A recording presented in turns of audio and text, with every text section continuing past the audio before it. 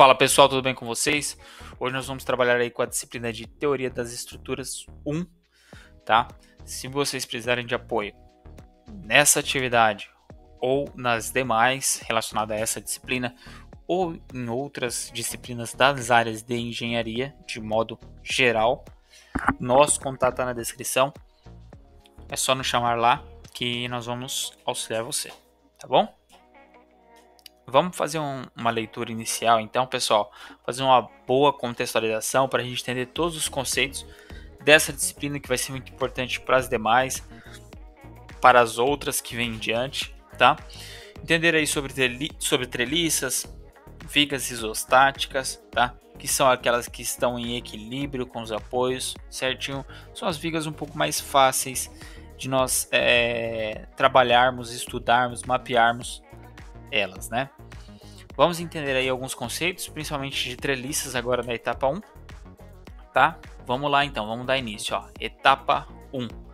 Vamos praticar alguns conceitos a respeito do comportamento estrutural da treliça Varren, sob diferentes cargas, sendo possível comparar os resultados obtidos experimentalmente com as previsões teóricas para diferentes tipos de treliças e condições de carregamento, verificando a concordância entre os métodos analíticos e os dados reais. Para realizar a primeira etapa, será necessário acessar o laboratório virtual Treliças e Flexão em vigas da Algetec. Ao acessar o laboratório, você encontrará algumas abas que guiarão o seu processo de aprendizado: apresentação, sumário, roteiro. É de extrema importância que faça a leitura completa de todo o material disponibilizado para ser possível a realização da atividade. Então é isso que nós vamos estar fazendo primeiramente, tá? Observação: alinhar a treliça e os parafusos para resultados mais precisos. Perfeito. Isso aqui a gente vai tomar cuidado lá na hora de estar fazendo o nosso experimento, beleza?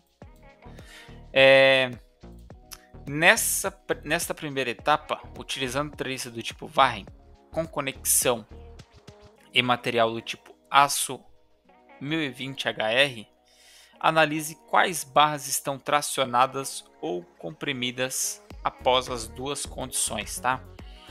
Há 5 kg adicionados em cada conexão e dinamômetro com carga máxima de 200 N. Conexões B, né? Conexões sem peso e dinamômetro marcando a carga de menos 20 N. Observação: adicione imagens e textos para justificar sua resposta. Lembre-se desses detalhes, tá? Etapa 2. Nesta etapa, trace os diagramas de esforço cortante, momento fletor e esforço normal da viga isostática biapoiada com vão de 6 metros e 2 diferentes tipos de carregamento. O primeiro carregamento é da alvenaria cerâmica assentada sobre o comprimento da viga e possui carregamento de 5,5 kN por metro. No ponto central do vão é aplicada a carga pontual de 1,5 kN. Aqui, pessoal, ele está falando de uma viga isostática biapoiada. Beleza? Então nós temos dois apoios na viga. E o que significa ser isostática? Significa, pessoal, que o seu grau de estaticidade é igual a zero, tá? Relembrando um pouquinho, ó, quando a gente tem um grau de estaticidade igual a zero, nós temos uma estrutura iso, beleza? Quando nós temos um grau maior que zero, nós temos uma estrutura hiper, beleza? Quando nós temos um grau menor que zero, nós temos uma estrutura hipo. O que significa isso aqui, pessoal? Só para a gente relembrar. Aqui, nessa condição aqui, ó, nessa primeira condição, significa dizer que a estrutura está em equilíbrio, certo? tem exatamente a quantidade de apoios que realmente é necessário ter, né? Quando o grau é maior que zero, significa que ela é hiperestática. Significa que tem apoios desnecessários, né? Custos desnecessários na nossa estrutura, além do necessário. Tá? Não é necessário ter lá 3 apoios, sendo que só precisaria de 2. Basicamente essa é a ideia. Quando é menor que zero, é hipo. Agora tem menos do que o necessário. Então eu tenho lá uma viga, tá, pessoal? Aí eu tenho aqui uma reação de apoio de segundo gênero. Aqui. Aqui eu tenho uma reação de primeiro gênero. E aqui eu tenho outra de segundo gênero.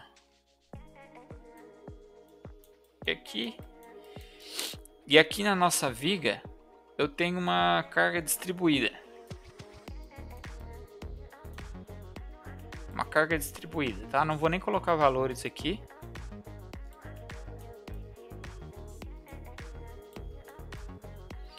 Mas isso aqui vai ser importante para nós, tá? Tem uma carga distribuída aqui.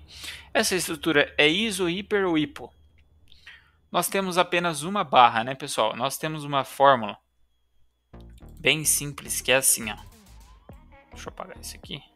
Vou apagar aqui também.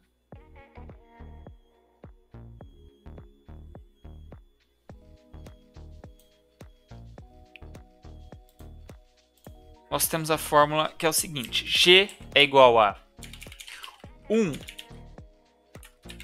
vezes C1 mais 2 vezes C2 mais 3 vezes C3 mais menos 3 vezes M, onde C1 é apoio de primeiro gênero,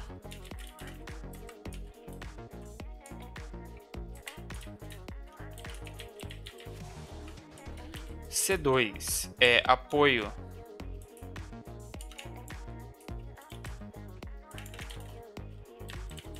de segundo gênero. Só quem quiser pode ir avançando, tá? Enquanto eu vou. Quem já conhece sobre o cálculo de grau de estaticidade, tá? É que eu preciso ir digitando. Mas esses conceitos aqui serão importantes para nós entendermos além, não só nesse mapa, em outras atividades também, futuras também, tá? Que é muito importante.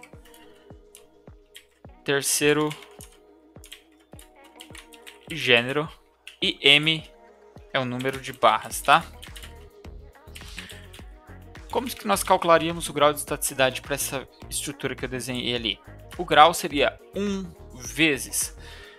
Olha só, eu tenho um apoio de segundo gênero, outro apoio de segundo gênero. Então, 2 de segundo gênero, tá? 2C2. Eu tenho 1 de primeiro gênero. Para quem não se lembra, o de primeiro gênero, pessoal, ele vai inibir o movimento somente, nesse caso aqui, em Y. Então, ele vai segurar a estrutura somente em Y. Ele não vai restringir o movimento em X. Beleza? Ele não tem essa capacidade. Já o de segundo gênero, ele restringe o movimento em Y e em X. Beleza? Por isso nós chamamos ele de segundo gênero. Nesse caso aqui. Beleza? Então nós temos 2C2 e 1C1. E aqui, pessoal, olha só. 1 vezes C1, quantos que eu tenho? 1, né? Mais 2 vezes C2, eu tenho 2C2, né? Mais 3 vezes 0. Nossa, C3 eu não tenho nenhum apoio de terceiro gênero nessa estrutura. Menos 3 vezes 1, que eu tenho apenas uma barra nesse caso, tá? Isso aqui daria 1, tá? Como daria 2 como resposta final. Eu tenho nesse caso aqui uma viga hiperestática, beleza? Esse é o ponto, pessoal. Nós não iremos trabalhar com estruturas hiperestáticas ainda, tá? Não iremos trabalhar com esse tipo de estrutura aqui ainda. Isso aqui ficará para outras disciplinas. Iremos aplicar métodos mais complexos, métodos específicos para estar trabalhando com esse tipo de estrutura. O nosso caso aqui, pessoal, é basicamente ajustar essa estrutura aqui, tá? Vamos ajustar ela e colocar um apoio de primeiro gênero aqui, ó. Certo? Se eu calcular agora, substituindo aqui, ó, 1 vezes 1 mais 2 vezes 1 menos 3 ali vai dar 0. Agora sim, eu tenho uma estrutura ISO, tá? Tem uma estrutura isoestática, que é a que nós precisamos trabalhar aí, tá? Então, para vocês já terem em mente sobre a nossa estrutura, iremos trabalhar com estruturas ISO e aplicaremos o somatório de forças em Y, somatório dos momentos, para estar desenvolvendo os cálculos, estar encontrando aí as reações de apoio e os momentos, né? Que ele pede aqui: esforço cortante, momento fletor e esforço normal. Beleza?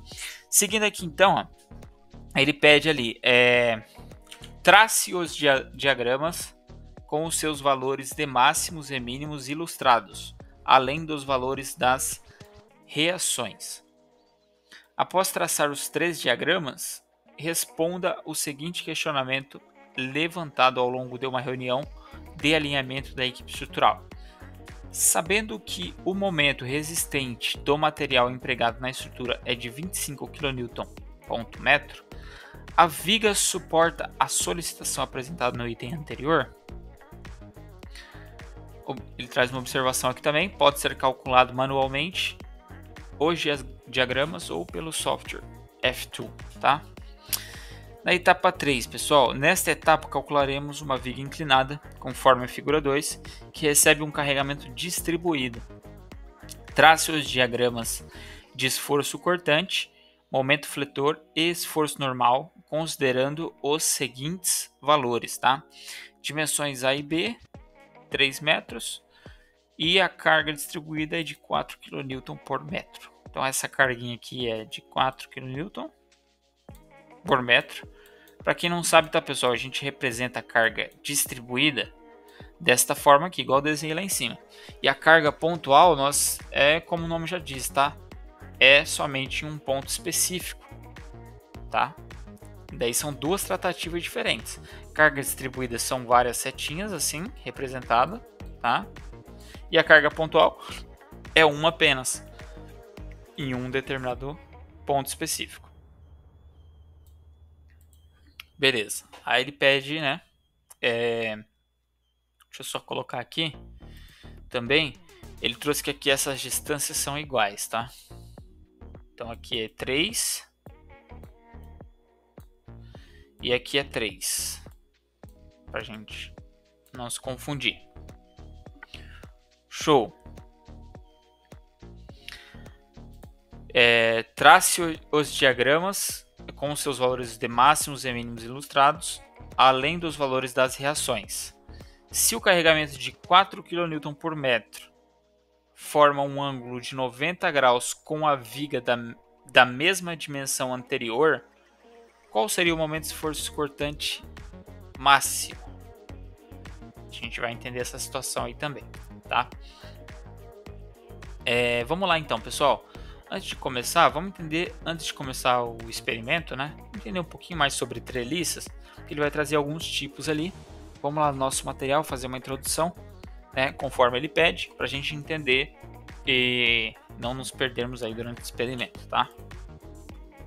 Então, pessoal, o que o material traz aqui para nós sobre treliças é o seguinte, olha só.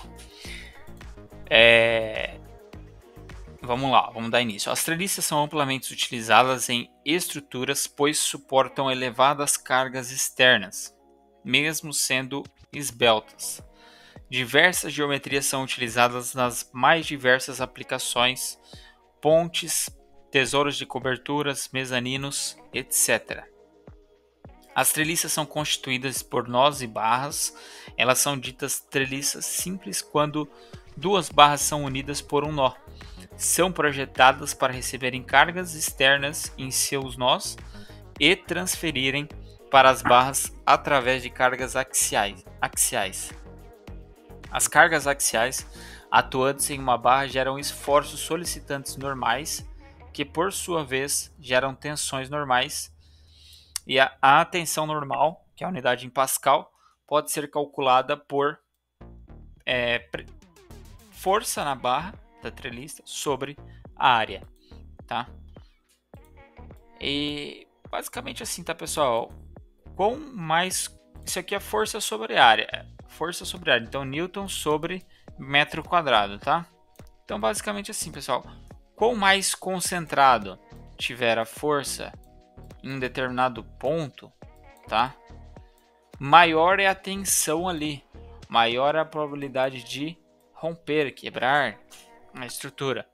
Basicamente essa lógica, tá? Então nessa área aqui, quanto mais concentrado estiverem as forças, os pesos, né? Mais aqui a estrutura tem que ser resistir, né? Ser mais forte nesse determinado ponto. E é isso que a gente vai entender nas treliças, tá? Nós temos diversos tipos de treliças, que é basicamente a junção de várias barras através de alguns nós, que nós chamamos de nós, tá, pessoal? E existem diversos tipos, cada arranjo tem um nome diferente, e é isso que ele vai trazer aqui no material. A gente vai trabalhar com um determinado tipo, mas é basicamente essa a ideia, tá? Então, como já disse, né? P é a força da barra, temos a tensão, esqueci o nome da letra grega, e A é a área, beleza? É possível determinar as forças atuantes em cada barra através do método, chamamos método dos nós e método das seções. Então nós temos dois métodos aí para entender quais são as tensões em cada barra, tá? As treliças podem ser fixadas com conexões e sem conexões. Para configurações com presença de conexões, as intersecções entre as barras são nós rígidos ou semi-rígidos, o que confere à estrutura uma elevada rigidez e resistência. Já em treliças sem conexões, as barras são unidas por articulações nos nós, permitindo movimentos relativos, tá? Então, basicamente, é isso, pessoal, que ele traz sobre treliça de um modo geral. Deixa eu só pegar aqui, que travou. Só um minutinho.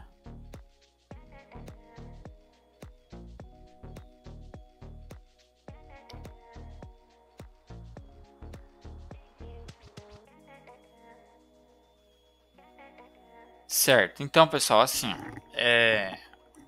nós podemos, como foi dito, nós podemos utilizar alguns métodos para calcularmos, tá?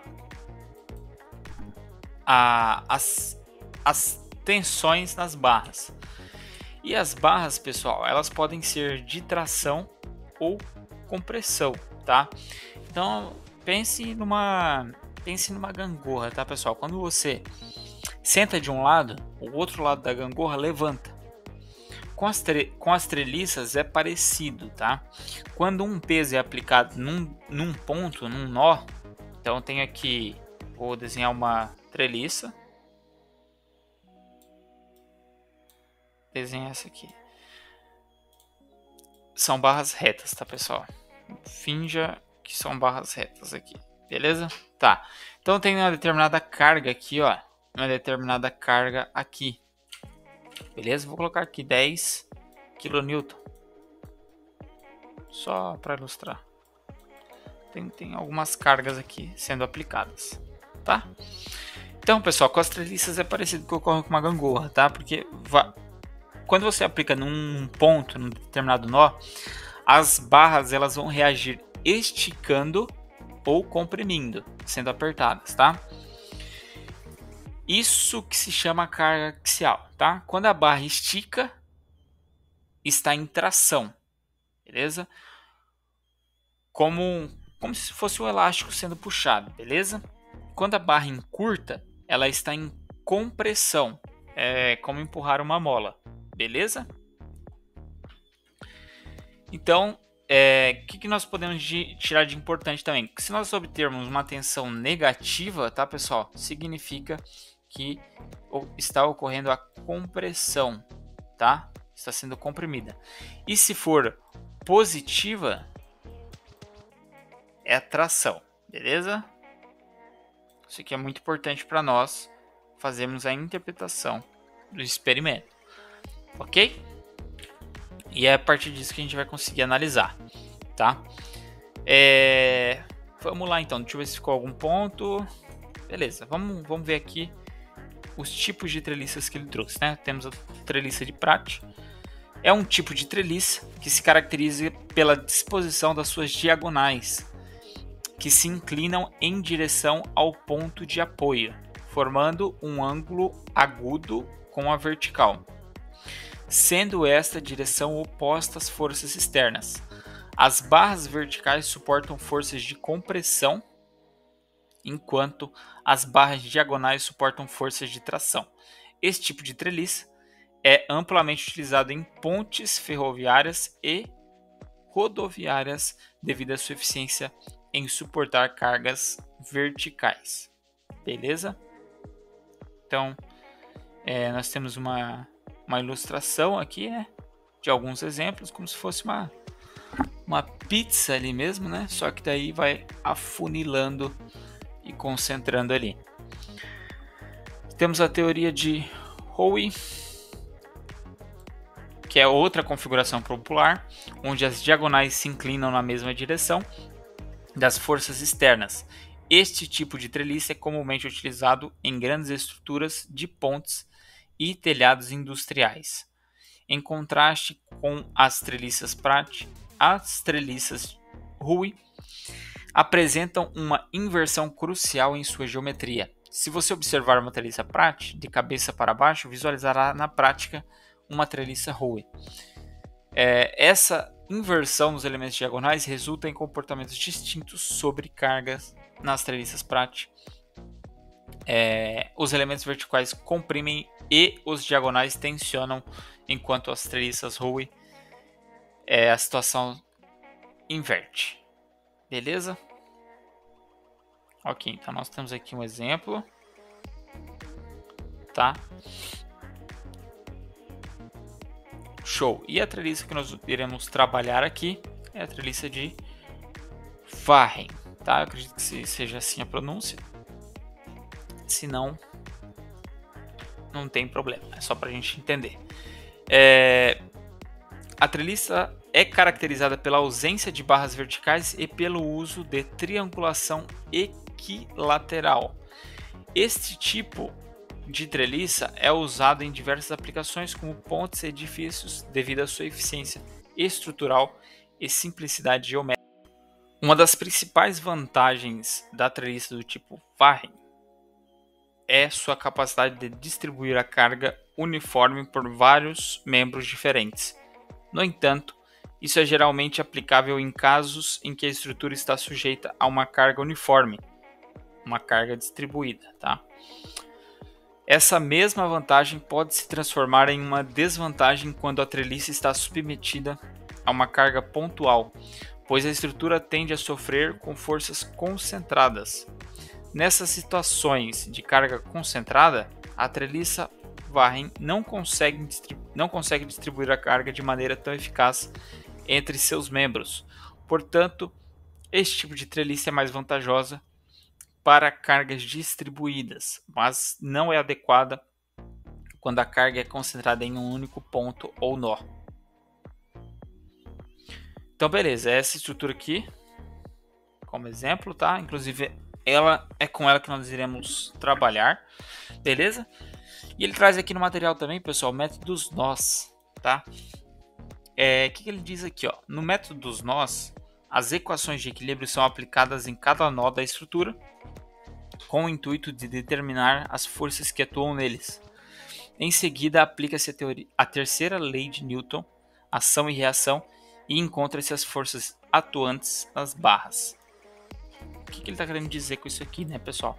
Vamos supor essa estrutura aqui, ó, que ele trouxe. Vou desenhar ela aqui.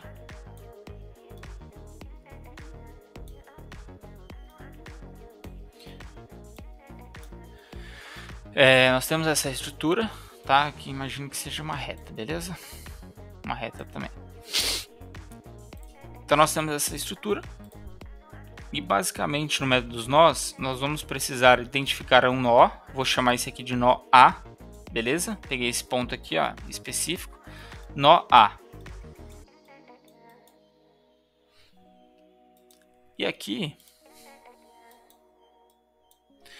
aqui, pessoal, nós temos, vou chamar essa barra aqui de A, essa barra aqui de B e essa barra aqui de C, beleza? Observem que essas barras aqui, elas formam ângulos, ok?